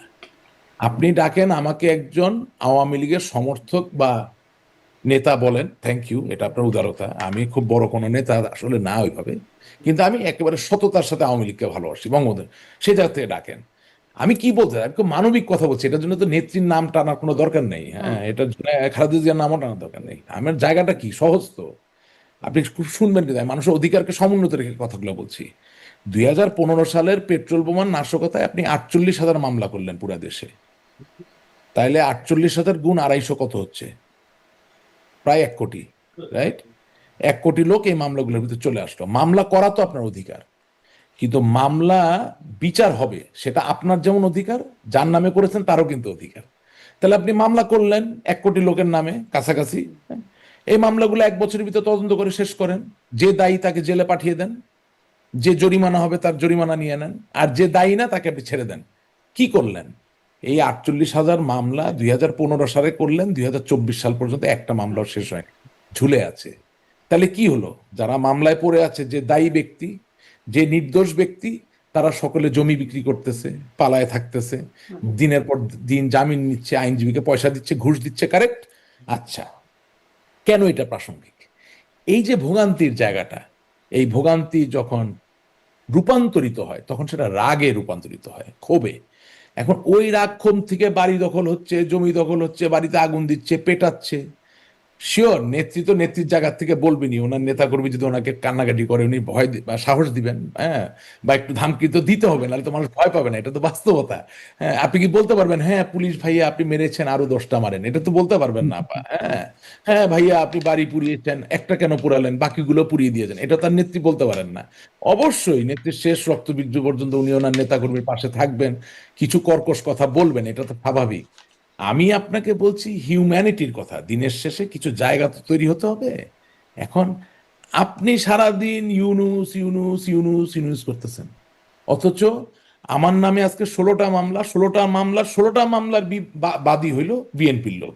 আমি এখানে ইউনুসকে করতে খুঁজে পাইলাম? এখানে তো সরকার বাদী না।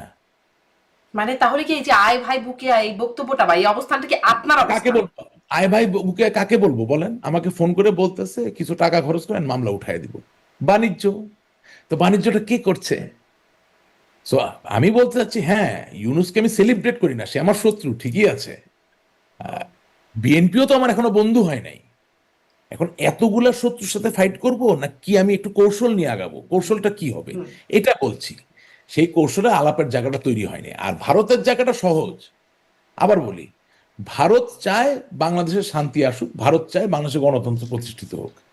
এখন আপনি আমি সুযোগ নিতে পারবো কিনা, নিতে চাই কিনা, আওয়ার ডিসিশন। জি, আমি আসলে সহজ কিন্তু সহজভাবে বুঝতে পারছি না। ভারত চায় শান্তি আসুক, ভারত চায় গণতন্ত্র, ভারত এতদিন চায় নাই, হঠাৎ করে চাচ্ছে, কেন কেন চাচ্ছে যাবে না? উদ্দেশ্য ভারত বুঝতে সবসময় চাই। চেয়েছে। এবং তার আগে আমি নাজমুল হাসান না না, কলিমুল্লাহ, ভারত ডক্টর কলিমুল্লাহ, ভারত শুনেন শুনেন, ভারত সবসময় চেয়েছে, ভারত কেন চাবে না? আপনি ভারতকে দোষ দিয়ে লাভ কি? তাহলে বিএনপি জামাত গণতন্ত্রে থাকলে শুনেন, তো সবারই থাকার কথা ছিল আসলে নির্বাচন। আমি আপনাকে বলি, what are the channels, let's talk about channels, let's talk about reality. এই যে চিন্ময় দাস এখন জেলে আছে, কথার কথা বলছি, ভারতেও তো চিন্ময় দাসের মুক্তির জন্য একটা দাবি উঠেছে না? তো এই দাবিটা কিভাবে আসবে? ভারতীয় সরকার তো এই সরকারকেই পাঠাবে দাবিটা। তাহলে সরকারকে রিপ্লাই দিতে হবে যে হ্যাঁ জামিন হয় বা হয় না, ভালো লোক বা খুব খারাপ লোক, ছাড়বো বা ছাড়বো না, এই তো। তো যখন ধরেন আওয়ামী লীগ ক্ষমতায় ছিল তখন গণতন্ত্র বিরাজমান কিনা বা কতটা না, সেই খবরাখবর তো আওয়ামী লীগ থেকেই তো যাবে। চ্যানেলটা তো এটাই ছিল। বললাম তো, আমাদের নিজস্ব চর্চা করার অনেক জায়গা আছে। আমরা একেবারে ধোয়া তুলসী পাতা, আমরা কোনো দোষ করি না, এটা যেমন বলা যাবে না, আবার সব দোষ আমরা একাই করেছি সেটাও বলা যাবে না। রাশিক রহমান, ধন্যবাদ। আমি আরেকটু ডক্টর কলিমুল্লার কাছ থেকেও বুঝতে চাই, যেহেতু ভারতের সিদ্ধান্তের বিষয়টি তিনিও শুনছেন, জানছেন, দেশে ফেরানোর এই সিদ্ধান্তটা ভারতের সর্বদলীয় সভায় হয়েছে বলে আপনারা বলছেন, সেটি কিভাবে বাস্তবায়ন হবে? কিভাবে ভারত বাংলাদেশকে মানে বাংলাদেশের শেখ হাসিনাকে ফেরাবেন, এবং ফেরানোর পরে আসলে পরিকল্পনা, মানে শুধু ফিরিয়ে নামিয়ে দিয়ে শেষ না, পরিকল্পনা কি? তার বিচার হবে সেটি? তিনি ক্ষমতায় যাবেন, তিনি নির্বাচন করবেন, আসলে কি? দেখুন, ফেয়ার ট্রায়াল বলে একটা বিষয় আছে, ক্যাঙ্গারু কোর্ট বলে আরেকটি উপাখ্যান আছে। তো ন্যাচারালি আপনার যে হুকুমত, হস্টাইল হুকুমত, সেটা তো আর যাই হোক আপনাকে ফেয়ার ট্রায়ালের অপরচুনিটি নাও দিতে পারে। Justice হারিড, justice buried. সুতরাং আপনার এখানে সেই কারণে একটি ভ্যালু ফ্রি, ভ্যালু নিউট্রাল তৃতীয় অন্তর্বর্তী সরকার অথবা ইমার্জেন্সি গভর্নমেন্ট আসতে হবে, এবং তার আওতায় যথাযথ নিরাপত্তা এবং উইথ ডিগনিটি, উইথ রেসপেক্ট আপনি ডিফেন্ডেন্ট হিসেবে ফেস করতে পারেন, হোয়াট এভার ইট ইজ। আর এখানে আন্তর্জাতিক সম্প্রদায়ের একজন সম্মানিত সদস্য হিসেবে ভারতের কিছু চাওয়া পাওয়া থাকতেই পারে, থাকতেই পারে। কেন? সহভাগিতার ভিত্তিতে। এখন ভারত এই অঞ্চলের আনইন্টারাপ্টেড একমাত্র ডেমোক্রেটিক কান্ট্রি সিন্স 1947। আপনার ডোমিনিয়ন হিসেবে এমার্জেন্স হওয়ার পরে ইভেঞ্চুয়ালি যখন তারা রিপাবলিকে রূপান্তরিত হলো, ভারতে কখনো মার্শাল রুল জারি হয়নি। ভারতে ইমার্জেন্সি রুল হয়তো এসে রাপচার বলতে পারেন, কিন্তু সবই কিন্তু ডেমোক্রেটিক ফেব্রিকে আমরা দেখেছি, একদম একদম compared to Pakistan, other Correct. country which emerged as a dominion to start with and then turn into a republic. এবং সেই রিপাবলিকটি আবার ডিসমেম্বারমেন্টের সম্মুখীন হলো। ইস্টার্ন উইং, যেটাকে মাশরিকি পাকিস্তান বলা হতো, তা স্বাধীন সার্বভৌম রাষ্ট্র বাংলাদেশ হিসেবে আবির্ভূত হল বিশ্ব মানচিত্রে। এবং সেখানে ভারত বলতে কুণ্ঠিত হওয়ার কোনো কারণ নেই, acted as the surrogate mother, ধাত্রী মাতা। অনেকে অপছন্দ করেন আমি এই কথাটি বলি বলে, কিন্তু ঝেড়ে কিছু তো বলতে হবে, it's reality, can't help it. এককভাবে মুক্তিবাহিনী কিন্তু এই বিজয়ের গৌরব অর্জন করেন। মিত্রবাহিনী সদস্যরা রক্ত প্রদান করেছেন, বুকের তাজা রক্ত ঢেলে দিয়েছেন। আমরা অতটা কৃতজ্ঞ নই যে একটি স্মৃতিস্তম্ভ আমরা স্থাপন করিনি, সেই আহাজারি কেউ কেউ করেন। আর বর্তমানে যারা সেটা একটা ইতিহাসের পাঠের কথা হুকুমতে আপনি আছেন বলছেন, তারা তো ইতিহাসের একটা প্রশ্নই পর্বের আসলে কথা এটা বলছেন। করবেন না। একটু এই সময়ের কথা বলবেন ডক্টর কলিমুল্লাহ। এই সময়ের কথাটা আসলে খুবই বোঝা জরুরি, কারণ খুবই গুরুত্বপূর্ণ একটা বার্তা। যদি ভারতের কাছে এটি মানে সেটি কি আসলে ভারতের অন্যান্য অনেক প্রোপাগান্ডার মতো একটা প্রোপাগান্ডা, নাকি এটি একটা সত্য ঘটনা যেটি কবে নাগাদ হতে পারে, এই আমাদের বিষয়গুলো বোঝা আসলে খুব জরুরি। এই জন্য আমি যদি আপনার কাছে ঠিক এই বিষয়টা নিয়ে একটু জানি। আমাদের এ পর্যন্ত যে কয়জন রাষ্ট্রপতি এবং যে কয়জন সরকার প্রধান বা প্রধানমন্ত্রী বা প্রধান উপদেষ্টা হয়েছেন, তার মধ্যে একমাত্র প্রফেসর ইউনূস প্রথমবারের মতো ভারতের অভ্যন্তরীণ বিষয়ে মাথা ঘামিয়েছেন, কথা বলেছেন। দায়িত্ব নেওয়ার প্রাক্কালে এবং পরপর সেভেন সিস্টার নিয়ে তিনি যথেষ্ট কথাবার্তা বলেছেন, এবং এটি আনপ্রেসিডেন্টেড। এখন খেয়াল করে দেখেন, তিনি কিন্তু বঙ্গোপসাগরের অধীশ্বর হিসেবে দাবি করেছেন নিজ দেশকে। এখন বিশাল যে তটরেখা বঙ্গোপসাগরে, তার কিয়দংশ মাত্র আমাদের জলসীমার মধ্যে পড়ে। আর আপনি যদি যে সমুদ্র বিজয়ের কথা আমরা বলি, সেটা কিন্তু স্ট্রেট লাইন না, একটা ত্রিভুজের মতো, উল্টো ত্রিভুজের মতো অবস্থান। দক্ষিণেও কিন্তু ভারত, আন্দামান নিকোবর আইল্যান্ডস বঙ্গোপসাগরে, উত্তরে ভারত, পূর্বে ভারত, পশ্চিমে ভারত, চারদিকে ভারত। তো সেই কারণে এরকম একটি অবস্থায়, এবং যেখানে প্রায় সর্বত্রই জলে স্থলে অন্তরিক্ষে ভারতের সঙ্গে আপনার অভিন্ন সীমান্ত, সেখানে আপনি ভারত ফ্যাক্টরটা ইগনোর করে কিভাবে এককভাবে টিকে থাকবেন, জাহির করবেন? একটা ব্যাপার আছে স্যার, কিছু মনে না করলে একটু প্লিজ গো অ্যাহেড। না, আমরা তো কিন্তু একটা আমি আসলে ডায়ালগের খুবই মধ্যে বারবার আপনাদের কাছে অনুরোধ করছি, আমি প্রেজেন্ট কনটেক্সটটা বুঝতে চাচ্ছি, প্রেজেন্ট যেই সেটির বিষয়ে বুঝতে চাচ্ছি। জি, রাশিক রহমান যোগ করবেন। একটা জিনিস, দিনের শেষে এটা বাংলাদেশ আওয়ামী লীগ বিএনপি বলে না, বাংলাদেশ বাংলাদেশ বলে কথাটা বলছি। ধরেন প্রত্যেকটা ন্যারেটিভে মার্কিন যুক্তরাষ্ট্রকে প্রতিপক্ষ করে ফেলে, আবার কিছু কিছু ন্যারেটিভে ভারতকে প্রতিপক্ষ করে আসলে দিনের শেষে আমাদের স্বার্থ সংরক্ষিত হয় না। দিনের শেষে আমি একেবারে খুব লেম্যানস এক্সাম্পল দিতে চাই, খুব টার্সিয়ারি লেভেলের এক্সাম্পল দিব না। আপনি চিন্তা করেন যে 1945-এর সেকেন্ড ওয়ার্ল্ড ওয়ারে হিরোশিমা নাগাসাকির এনোলা গে এবং ফ্যাট বয়, এই দুইটা নিউক্লিয়ার উইপেনের এক্সপ্লোশনের মধ্য দিয়ে জাপান যেই অ্যাট্রোসিটির সম্মুখীন হয়েছে, যার জন্য তাদেরকে তাদের supreme commander the emperor himself Hirohito had to surrender. সেই জায়গা থেকে জাপান কিন্তু যার কাছে সারেন্ডার করলো, তার হাত ধরেই আজকে ওয়ার্ল্ডের 3 নাম্বার লার্জেস্ট ইকোনমি, কিছুদিন আগেও 2 নাম্বার লার্জেস্ট ইকোনমি ছিল, ঠিক আছে না? আবার আপনি যদি কোরিয়ান পেনিনসুলায় চলে যান, তাহলে সাউথ কোরিয়া আমেরিকা হাত ধরে যেই জায়গায় পৌঁছিয়েছে উন্নতির চরম শিখরে, ঘরে ঘরে স্যামসাং বলেন, হাউন্ডাই বলেন, it is there, it is evident, right? আমি কথাগুলো বলছি কেন? আমি বলছি এই কারণে যে আপনার তো দেশ কারো কাছে বিক্রি করার দরকার নাই, কিন্তু আপনার আবার যেসব দেশ পরাক্রমশালী ওদের ইগোতেও তো আবার হার্ট করার দরকার নাই। আপনি আপনার কিছু স্বার্থ আমেরিকায় রয়ে গেল, এদিকে আপনি আমেরিকায় গালিগালাজ করতেছেন। It doesn't make any sense. ভারতের সাথে আপনার স্বার্থ আছে তো, ব্যবসা বাণিজ্য, চামাল, হ্যাঁ, আপনি ভারতকে গালাগালাজ করতেছেন, আবার এদিকে আপনি প্রিভেল করতে চাচ্ছেন। আপনি আননেসেসারিলি আপনার চলার পথটাকে কণ্টকাকীর্ণ করবেন কেন?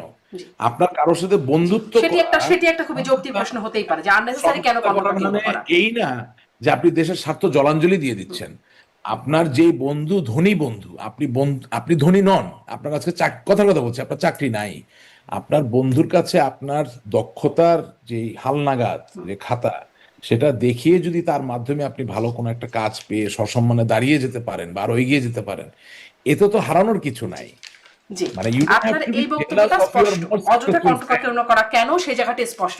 আমি ডক্টর কলিমুল্লাহ এই জায়গাটা একটু খুব আমি মানে খুব এই জায়গাটি স্পষ্ট হতে চাই, আর কিছু অন্যদিকে না গিয়ে যদি এই জায়গাটি বলেন, ভারত কিভাবে শেখ হাসিনাকে ফেরানোর পরিকল্পনা করছে, সিদ্ধান্তটা ভারতের কিরকম, কবে নাগাদ সেটি করবে এবং কি উদ্দেশ্যে সেটি করবে। মানে আমি একদম উদ্দেশ্য বলতে মোটা দাগে উদ্দেশ্য না, সুনির্দিষ্ট উদ্দেশ্য জানতে চাই। তাকে বিচারের মুখোমুখি করা, তাকে মানে যে প্রশ্নটি করছিলাম, ক্ষমতা, বিচার বা নির্বাচন, কি উদ্দেশ্যে?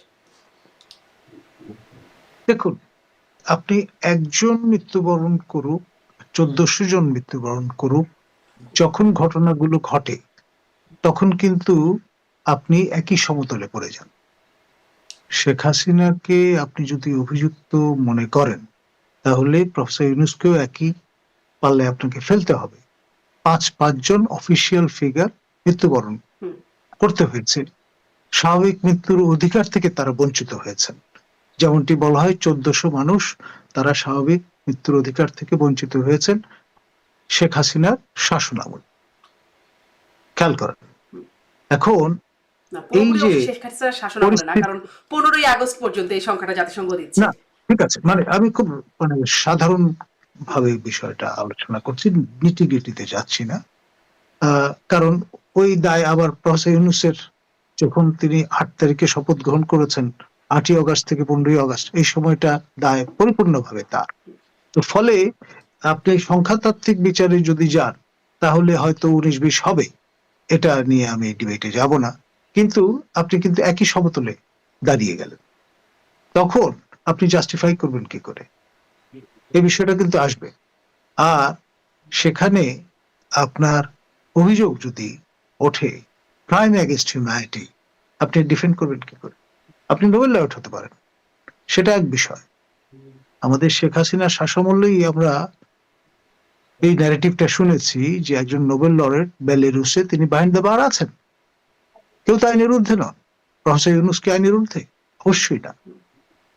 তো ফলে এই যে অ্যাকাউন্টেবিলিটি যে ইস্যুটা, একটা অনির্বাচিত সরকারের অধীনে আমরা এখন আছি, ম্যান্ডেটবিহীন সরকারের অধীনে আমরা শাসিত হচ্ছি। এটি অনেকের পছন্দ হচ্ছে না, ভালো লাগছে না, না লাগতেই পারে। সেই কথা বলবার অধিকারটুকু এখন নেই। কিছু বললেই লোকজন হামলে পড়ছেন। তো এখানে ভারত কি করবে? এবং মগের মুল্লুকের ইংরেজি সংস্করণ ঘটেছে, মব ভায়োলেন্স। এবং সেখানে যেহেতু ধাত্রী মাতার ভূমিকায় ছিল ভারতেই রাষ্ট্রের ভূমিষ্ঠ হওয়ার ক্ষেত্রে, সুতরাং পার্টলি ভারতেরও দায়িত্ব আছে। ভারতের সৈন্যরা রক্ত দিয়েছে, সেটি থাকতে পারে, কিন্তু এখন তো স্বাধীন সার্বভৌম রাষ্ট্র। এখন এই রাষ্ট্রে কি হবে, কার বিচার হবে, নির্বাচন কবে হবে বা কি, সেটা সিদ্ধান্ত নেবে বাংলাদেশ। আপনার civil aviation, postal system, entire government, এটাকে উইপেনাইজ করলে তো it is a threat for not only one country, it can B a big threat for the entire world. From that perspective, if India is concerned, you cannot say no. There is nothing wrong in it. Why only India? Any other country can be concerned. But all we are trying to say, India will be concerned because it is the closest neighbor that Bangladesh has. Concern হয়ে India কিভাবে করবে সেই বিষয়টা কি স্পষ্ট? সেটা কিভাবে করবে কি আমি তো আপনাকে বললাম, আমি বললাম ডিজায়ারের জায়গায় আমাদের ডক্টর নাজমুল হাসান কলিমুল্লাহ, উনি হয়তো আর একটু ডিটেইল জানেন, বাট দিনের শেষে বাস্তবে ডিজায়ার করাটা তো দোষের কিছু না। এখন কিভাবে করবে মানে কি, উনি কি কোনো ক্ল্যান্ডেস্টাইন অপারেশন করবে? না, আমি বিশ্বাস করি না, করবে না। ক্ল্যান্ডেস্টাইন অপারেশন করা লাগে না। ইন্ডিয়ার মতো একটা শক্তিশালী রাষ্ট্র যদি প্রপার নেগোসিয়েশনে থাকেন, উনি যদি তার ডিজায়ার বারবার এক্সপ্রেস করতে থাকেন, একটা সময় তো আপনাকে সম্মান করতে হবে। আপনি কতদিন না বলবেন? আপনি একটা পাড়ায় থাকেন, একটা মহল্লায় থাকেন, একটা গ্রামে থাকেন, আপনার বাড়ির পাশের মুরব্বী একটা কথা যদি 10 বার বলে, আপনি 10 বার না শুনেন, একবার তো আপনাকে শুনতে হবে। এটা তো বাস্তবতা। আপনি তো একটা ইকোসিস্টেমে আছেন। সো নট নেসেসারিলি টম ক্রুজের মিশন ইম্পসিবলের মতো আপনার একদম লেজার দিয়া মাস্ক বানাইয়া হাতে পিস্তল নিয়ে গিয়ে জায়গা দখল, এইভাবে তার করা লাগে না। Things work in a different way. International diplomacy that itself তো ইজ এ সেটা কি আগামী মাসেই হতে পারে, মানে যেটি ডক্টর ওটা কলিমুল্লাহ ডক্টর বলছেন কলিমুল্লাহ হুকুমতের পরিবর্তন? ওটা ডক্টর কলিমুল্লাহ ওনার তথ্যের জায়গা থেকে বলেছেন। I will not encroach, I know my limits, হ্যাঁ, and I know my boundaries. আমার জায়গা সহজ। আমার তো এই মাস বা আগামী মাস বা 6 মাসের বিষয়ই নাই। আমি তো আরো সহজ কথা আপনাকে বললাম। আমার কথা হচ্ছে, যাই হোক না কেন, যদি কোনো ঘটনা ঘটে বাংলাদেশের জন্য ওভারঅল ভালো না হয়, তাহলে সেই ঘটনা ঘটার মানে কি? আপনি শুনেন, আমি একটা অকপট কথা আপনাকে বলি। আমার বয়স যদি 80 বছর হয়ে থাকে, 90 বছর হয়ে যেয়ে থাকে, আর আমি এই যে এই বাচ্চা ছেলে যারা এগুলা করতেছে, যেটা ডক্টর নাজমুল হাসান বললেন যে চিন্তা করে, মানে এক একটা ট্র্যাপ তৈরি করে করে বা একটা ডিজাইন করে যে কাজগুলা করতেছে, তার সাথে কতগুলো আমি ফাইট করব? একটা তো সমাজে একটা মানে বয়স, অবস্থানের ব্যাপারও তো থাকে। তো আমাদের প্রিপেয়ার্ডনেসটা কি? বারবার কিন্তু আমরা এগুলোকে পার্টিজান করে ফেলতেছি। আমরা তো পার্টিজান করতে পারি না। আপনি আজকে কথার কথা বলছি, যেমন ধরুন ঢাকা শহর থেকে একটা অভিনেতা অভিনেত্রী ঢাকা শহরে থাকছে না যারা প্রথিতযশা ভালো, মানে ট্যালেন্টেড। সব আমেরিকা, কানাডা, এসব কেন অস্ট্রেলিয়া চলে আসতেছে বলেন তো? কেন? কোথায় Bangla channel? Because they are not feeling safe, they are not feeling, they don't feel that there is any security. ভালো ভালো লেখক যে যেখান থেকে সুযোগ পাচ্ছে বাংলায় লেখার কথা, বাংলাদেশে বসে সেটা ছাইরা তারা চলে যাচ্ছে এমন জায়গায় যেখানে বাংলার কোনো কারবার নাই, বিকজ নিরাপদ বোধ করছে না। তার মানে কি? তার মনে হচ্ছে, are we prepared to save our country? প্রশ্নের উত্তরটা হচ্ছে, আমার মনে হচ্ছে না এখনো। বাট এই সিদ্ধান্তগুলো তো নিতে হবে। সেটা নিতে গেলে আপনি শুধু নিজে নিজে আলাপ করলে, আমি আওয়ামী লীগ আওয়ামী লীগ নিজে নিজে আলাপ করলে কি হয়? আমাকে তো অন্যের সাথেও কথা বলতে হবে। যুদ্ধ চলাকালীন সময় তো কথা চলে। হ্যাঁ, আপনার স্কাউট আছে, সাদা পতাকা স্যার তো, he is also a colonel in the Bangladesh territorial forces, হ্যাঁ, বাংলাদেশ ন্যাশনাল ক্যাডেট করে। আমি নিজে গুডউইল অ্যাম্বাসেডর ছিলাম। তো এখন ঘটনা হচ্ছে যে সাদা পতাকা এখনো আছে। এখন আছে, সাদা পতাকা, মানে যদি সাবেক অন্যরা না হয় তাহলে আমি আছি এখনো, তাই না? Thank you. অবশ্যই, অবশ্যই। তো সাদা পতাকা নিয়ে আপনি তো মেইল নিয়ে যাবেন, বার্তা নিয়ে যাবেন, আলাপ হবে, যুদ্ধবিরতি হবে, আবার আলাপ হবে, চলবে তো। প্রবলেম হচ্ছে যে ডায়ালগের জায়গাটা টোটালি থেমে গেছে। আমরা আমরা আমরাও যদি বলতাম ডক্টর নাজমুল হাসান কলিমুল্লাহকে যে আপনি আওয়ামী লীগ করেন না, ঠিক আছে, আপনি একজন শিক্ষাবিদ, আপনি একটা বিশ্ববিদ্যালয়ের ভিসি ছিলেন, ওকে, আপনি এই ম্যাটারটা আমাদের পক্ষ থেকে একটু অমুক লোকের সাথে আলাপ করেন। আমরা তো সেই মোডেও নাই। আপনি শুধু ফাইট করবেন সারা দিন রাত, এটা তো হয় না। আপনাকে তো আলাপ আলোচনা করতে হবে তো। আপনি মনে করেন, একদম দ্যাথিন কণ্ঠে বলতে চাই, আওয়ামী লীগের যেই কয়টা নেতাকর্মী কিছু হইলেও জামিন পাচ্ছে, তাদের জন্য আল্লাহর কাছে দোয়া করি যাতে তারা এই অবস্থায় থাকুক। তারাও, এই বেচারারাও কিন্তু অন্ধকারে, একটু গোপনে, একটু অপরপক্ষ, মানে যিনি বাদী অর্থাৎ বিএনপির যিনি মামলাটা দিচ্ছেন, তার হাতে পায়ে ধরে কিন্তু একটা জায়গায় যে জামিনটা নিচ্ছেন। এখন এই বেচারা জামিন নিয়ে যখন একটু স্বস্তির নিঃশ্বাস ফেলছেন, আমি কি তাকে দায়ী করতে পারি? আমি কি বলতে পারি যে তিনি আওয়ামী লীগের সাথে বিশ্বাস, নো, নট এট অল, বিশ্বাসঘাতকতা করেন নাই। আচ্ছা, আপন প্রাণ বাঁচা। সম্মানীয় রাশেদ রহমান, এখানে আমি ছোট্ট একটু জি জি সাপ্লিমেন্ট কমপ্লিমেন্ট করি। জি। আমাদের সর্বজন শ্রদ্ধেয় সাবেক পরিকল্পনা মন্ত্রী হ্যাঁ মান্নান মহোদয়, হ্যাঁ। তিনি সম্প্রতি তার সার্গোডিয়ান সতীর্থ যারা, তাদের সঙ্গে বসে কফি খেতে একটা ইটালিতে ঢুকেছিলেন। হুম, হঠাৎ করে পুলিশ এসে হাজির, যে ভাই আপনাকে আটক করতে হবে। কেন? যে আমাদের তরুণ তুর্কি লোকজন দেখিয়ে দিয়েছে যে আপনি একটা আওয়ামী লীগ নেতা, এখানে বসে কি করছেন, আপনার তো জেলে থাকার কথা। তো যাই হোক, সেখানে মাননীয় উপদেষ্টা কয়েকজন ছিলেন মন্ত্রী মর্যাদায় বর্তমান ক্যাবিনেটে, তারাও খুব অবাক যে কি ব্যাপার, পুলিশের খুব ইনসিস্ট করছে কেন। পরে বললেন যে তার নিরাপত্তার জন্য যদি তারা তাকে আটক করে নিয়ে না যান তাহলে এখানে মব হবে, মানে যারা আইন নিজের হাতে তুলে নিতে চান তারা এসে হাজির হবে। এবং পরে জানা গেল যে তাকে সসম্মানে তারা তার বাসায় পৌঁছে দিয়েছে, ওখান থেকে নিয়ে গেছে। এবং বাকি এখানে যারা ছিলেন, উপদেষ্টাদের সাথে আপনার বসে কফি খাচ্ছিলেন মান্নান মহোদয়, তাই বলছেন? হ্যাঁ, হতে পারবে না। সাবেক কোনো কোনো আমরা উপদেষ্টা ছিলেন, সাবেক মন্ত্রী। এবং মানে সাবেক সরকারের ক্যাবিনেট সেক্রেটারি ছিল, স্যার এবং আমি তাদের প্রত্যেকের নাম ঠিকানা পুলিশ লিখে নিয়ে গেছে, স্যার, অ্যাজ আমি ইফ একটু যে সাবধান যদি করি। পরে জানা গেল যে তিনি জামিনে আছেন। এখন একজন জামিন প্রাপ্ত ব্যক্তি, আদালতের নির্দেশে যাকে জামিন দেওয়া হয়েছে, তাকে তো আপনি নতুন করে আবার আটক করতে পারেন। করতে পারেন না। আমি একটু ওখানে ওনার সাথে সাপ্লিমেন্ট করি। মানে ধরেন ডেভিড বার্গম্যান, সারা হোসেন, ডক্টর কামর হোসেন, এগুলো তো খুব প্রচলিত নাম আমাদের কাছে, তাই না? এগুলো নিয়ে তো অনেক কিছু হয়েছে না? তো এখন দেখেন, আপনি যেই মামলায় জামিন পান সেই মামলায় জামিন হয় না। আপনি হাইকোর্টে যেই মামলায় যেই বেঞ্চ জামিনের কথা শোনার কথা, সে ক্যাটাগরিক্যালি জামিনটা না শুনে, মানে শুনানিটা না করে রেখে দিচ্ছে দিনের পর দিন। এখন অথবা বিব্রত হচ্ছে। অথবা বিরোধ হচ্ছে। আর এই যে সারা হোসেন, হ্যাঁ, যাকে নিয়ে আপনার এত জল্পনা কল্পনা, এত কিছু অ্যান্টি স্টেট হ্যান ত্যান সব চালালেন, এখন এই বেচারা যখন আপনার পক্ষে কথা বলে যে রাশেক রহমানকে জামিনটা দেওয়া দরকার, মান্নান সাহেবকে জামিনটা দেওয়া দরকার, ইঞ্জিনিয়ার মোশাররফ সাহেব বয়ঃপ্রাপ্ত একজন মুরব্বী মানুষ, ওনাকে জামিনটা দেওয়া দরকার, এটার মানে কি? এটার মানে হচ্ছে যে there is no substitute to dialogue even when you are fighting a war, because time is the greatest healer and time decides who is your real friend and who is not ওনারা your real. মানবাধিকার কর্মী, আইনজীবী, সাংবাদিক, ওনারা ওনাদের মতো কাজ না করছেন। না এখন না, আপনারা সহ্য করতে পারছেন কি পারেন না, সেটা তো আপনাদের জায়গা। মানবাধিকার কর্মী কোনো, শারমিন, আই এম সরি, মানবাধিকার কর্মী কোনো চাকরি না, এইভাবে কথাটা বলেন না। হ্যাঁ, আইনজীবী, সাংবাদিক, না, আইনজীবীও না, মানুষের সত্তাকে মূল্য দিতে হবে। কিছু লোক ওনারা চান সততার জয় হোক, কিছু লোক বিচারের জয় হোক, সেটার জন্য আইনজীবী হওয়ার দরকার নাই, মানবাধিকার কর্মীও হওয়ার দরকার। এটা সত্তার ব্যাপার, হৃদয়ের ব্যাপার। আমি এই কথাটা বলছি এই কারণে যে সময় প্রমাণ করে দেয় যে আসলে সত্যিকার অর্থে মৌলিক জায়গায়, মানে আদর্শের জায়গায়, বিশ্বাস জায়গায় কে আপনার বন্ধু। সবাই আপনার দল করবে এমন কোনো কথা নাই, সবাই আপনাকে নেতা মানবে, পায়ে ধরে সালাম করবে এমন কোনো কথা নাই, কিন্তু পৃথিবীর কিছু ইউনিভার্সাল অলিখিত আইন আছে, সেগুলোতে বিশ্বাস করবে। হ্যাঁ, তো যেটা উনিও যেদিকে ইঙ্গিত করলেন, আমিও সেদিকে ইঙ্গিত করতে চাই যে আমাদের সংগ্রাম আন্দোলনের জারির জায়গায় আমাদের মুখপাত্র বলেন, আমাদের কোনো ব্যক্তিকে দায়িত্ব দেওয়ার ব্যাপারটা খুব জরুরি, এই কারণে যে কিছু কিছু জায়গায় আলাপ আলোচনার প্রয়োজন আছে। জি। আপনি কি হ্যাঁ, এই বার্তাটা আপনার দলে ঠিক মতো দিতে পারছেন যে আলাপ আলোচনা, মানে আপনি যদি দিতে চাচ্ছেন? শুনেন, এটা কিরকম একটা উদাহরণ দিচ্ছি আপনাকে। আমার জামিনও যদি চেতে হয়, অস্ত্রের মুখে তো আপনি জামিন চাইতে পারবেন না। আমার আইনজীবীকে তো বিচারকের সামনে, এই সরকারের বিচারকের সামনেই বলতে হবে যে রাশেক রহমানের জামিন দেন। সেটা তো আলোচনা, মুখ দিয়েই বলতে হবে, বল প্রয়োগ করে তো করতে পারবেন না, চুক্তি দিয়ে করতে হবে।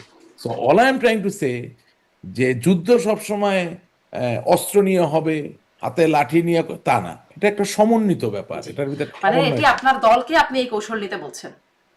অবশ্যই আপনাকে রাজনীতি ফিরতে হবে না। জি, আপনি স্পষ্ট। কি ধন্যবাদ আপনি কি রাশেক রহমান, আইরিশ রিপাবলিকান ধন্যবাদ। আর্মি নাকি? ডক্টর কলিমুল্লাহ, আপনি কি শেষ করব, সত্যিকারের আমার অলিখা দল?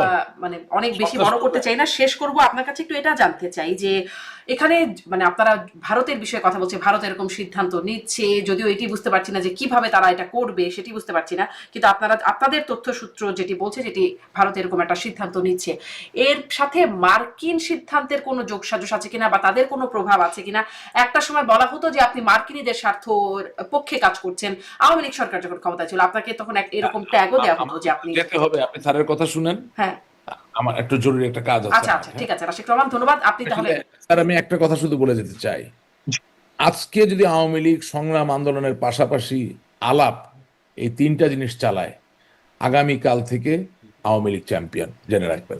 জি, আপনাকে ধন্যবাদ, অনেক ধন্যবাদ। সেখানে একটু আপনি পরিষ্কার করবেন আসলে যে যুক্তরাষ্ট্রের কোনো স্বার্থ আছে বা কোনো প্রভাব আছে, কলকাঠি নাড়ছে? দেখুন, যুক্তরাষ্ট্র পরাশক্তি, এক কোয়াডের সদস্য বা মুরব্বী, ভারত তার সহভাগী দেশ। এখন আপনার এখানে একটা সময় বলা হতো যে যুক্তরাষ্ট্র ভারতের চশমা দিয়ে বাংলাদেশকে দেখে। এখন বাইডেন অ্যাডমিনিস্ট্রেশনের সময় বলা হতে থাকলো যে তারা নিজেদের চশমা দিয়ে দেখতে শিখেছেন। ট্রাম্প অ্যাডমিনিস্ট্রেশন আসার পরে খেয়াল করে দেখেন, ডোনাল্ড লু, যিনি এক্সিকিউট করতেন এবং যিনি সরাসরি অনেক ক্ষেত্রে ভূমিকা পালন করতেন বলে ইমরান খান অভিযোগ করেছিলেন, পাকিস্তানের সাবেক প্রধানমন্ত্রী, তিনি দায়িত্ব থেকে অব্যাহতি পেয়েছেন। পল কাপুর তার জায়গায় স্থলাভিষিক্ত হয়েছেন। ফলে এখন পর্যন্ত আমরা জানি না পল কাপুর সেই আগের পলিসি পার্সু করছেন না নতুন একটা নির্দেশনা নিয়ে কাজ করছেন। সম্প্রতি রয়টারের বরাত দিয়ে যেটি বলা হয়েছে যে ট্রাম্প অ্যাডমিনিস্ট্রেশন জানান দিয়েছেন তার যতগুলো ডিপ্লোম্যাটিক আউটপোস্ট আছে সারা পৃথিবীতে সকল দেশে মান্যবর রাষ্ট্রদূত বা রাষ্ট্রদূত যারা আছেন তাদের বলে দেওয়া হয়েছে যে স্বাগতিক দেশে যেখানে তারা কাজ করছেন সেখানকার অভ্যন্তরীণ রাজনীতি এবং নির্বাচনের ক্ষেত্রে তারা কোনো মন্তব্য করবেন না। যদি স্টেট ডিপার্টমেন্ট তাদেরকে অনুমতি দেয় তাহলে বড়জোর জয়লাভের পরে কনগ্রেচুলেট করতে পারেন, দ্যাটস ইট। আগের মতো যে ম্যাডলিং এর যে ব্যাপারটা সেখানে মাথা ঘামানো চলবে না। তার মানে আপনার যুক্তরাষ্ট্র আগের জায়গাটাই নেই। খেয়াল করেন, স্পেস তো খালি থাকে না, সেই স্পেসটা কেউ না কেউ তো পরিপূরণ করবে। কোয়াডের সদস্য হিসেবে ভারতের একটা লেভারেজ আছে এবং সেটাই আমরা অনুমান করছি। ঠিক, তাহলে সহজ করে আরেকবার একটু বলবেন, মানে অনেক কিছু বললেন তো একটু মনে বুঝতে অসুবিধা হচ্ছে, সহজ করে একটু বলবেন যে যুক্তরাষ্ট্র তাহলে কি চাইছে? শেখ হাসিনা ফিরে যাক এরকম, মানে তাদের কি কোনো চাওয়া আছে, তাদের কোনো অবস্থান আছে? যুক্তরাষ্ট্র আপনার ব্রডলি ওয়েস্টার্ন লিবারাল যে প্যান্থিয়ন সেই পার্সপেক্টিভে দেখলে তারা অবশ্যই একটি ইনক্লুসিভ এলিমেন্ট এখানে জারি দেখতে চান। সেটির কথা এখন অবশ্য আর একদম বলে না। শেখ হাসিনা নির্বাচনের সময় বারবার বলতো ইনক্লুসিভ নির্বাচন দেখতে চাই, এখন সেই শব্দটা বেমালুম গায়েব হয়ে গেল। এখন সেটা কার সূত্রে এসছে? ব্রিটিশ একজন মন্ত্রী প্রথম কিন্তু ইউনুসের হুকুমতে সময় বললেন যে ইনক্লুসিভনেস থাকতে হবে এবং তার হাত ধরে পরবর্তীতে অন্যরাও কিন্তু এই আওয়াজটি তুলেছেন। এমনকি জাতিসংঘের ভলকার তুর্ক মহোদয় তিনিও বলেছেন যে ইনক্লুসিভনেস থাকতে হবে। তো ন্যাচারালি কেউ কিন্তু এটা বাদ সাধছেন না।